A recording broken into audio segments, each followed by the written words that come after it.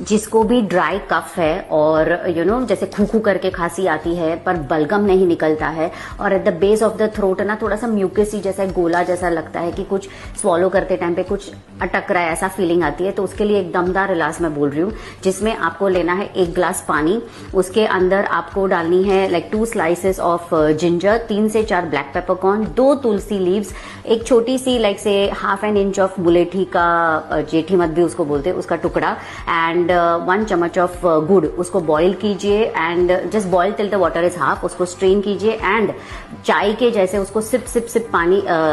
SIP SIP पीजिए और दिन में 2 से 3 बार कीजिए। Before even you start with your any commercial syrups, 1-2 दिन सिर्फ ये करके देखिए।